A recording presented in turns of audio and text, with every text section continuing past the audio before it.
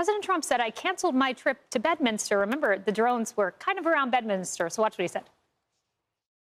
Can you comment on the drones that are flying around New Jersey and ports? It seems like the American people have a big disconnect. The government knows what is happening. Look, our military knows where they took off from.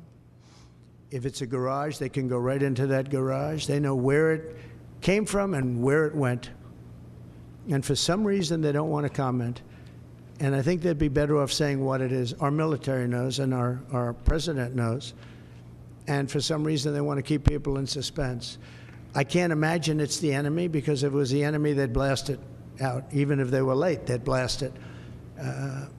Something strange is going on. For some reason, they don't want to tell the people, and they should, because the people are really, I mean, they happen to be over Bedminster.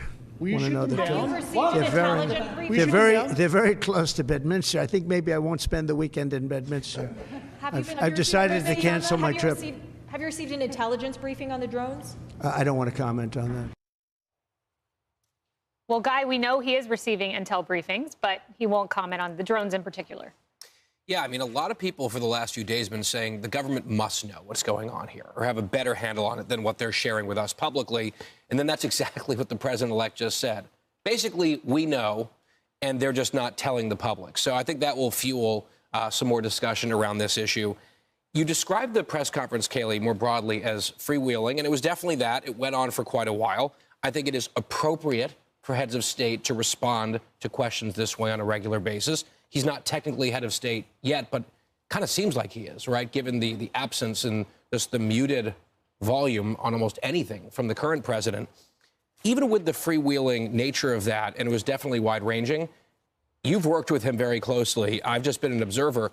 It seemed like there was some restraint by his standards as well. He covered a lot, but not quite as much bravado. That was at least my impression. Without a doubt. And, you know, Ainsley, one thing I think he does well is he gives Americans a window into the American presidency. I mean, I just think of some of the most horrific moments, shootings, for instance, that happened during the Trump presidency. And he would bring in the victims and have these really emotional, raw conversations. And all of the country got to watch it. Yeah, and he would pick up the phone and call the individuals' families of the young ladies who were killed by illegal immigrants. He would come out on the garbage truck just to prove a point that you want to call us garbage? Well, that's fine with us. We're proud to be a blue-collar worker. I think his messaging has been spot on, this time more so than the last time he ran. I think that press conference covered a myriad of different topics. That's so refreshing. We got an answer about the drones. He thinks the government knows.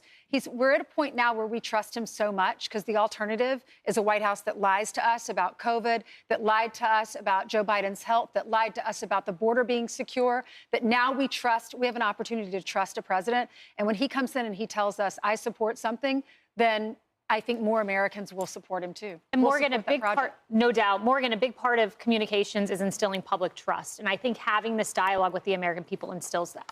Yeah, and I think what he had to say about the drones goes to instilling public trust. You know, after the Biden administration was not clear about the Chinese spy balloon, that's when people started to say, well, wait a minute, something's up. And so I'm glad that he was forthcoming about it. I also want to say, out of everything he said today, there was something really important and personal, I think, to me and so many others. He talked about the American hostages. And we still have at least 3 American hostages that are alive. We have other bodies there. I can tell you it was so important to President Trump in his first term to get the remains of the Americans home from North Korea. And he got more hostages home in his first term than any president in modern history at the time. So I know that it means a lot to him to get these Americans home. He said Hamas would have hell to pay if they didn't get them home by January 20th. And I just want to thank the president for that. I think that's hugely important that he has shown a light on this when this current administration seems to have forgotten and left Americans behind in Afghanistan and in Gaza and around the world.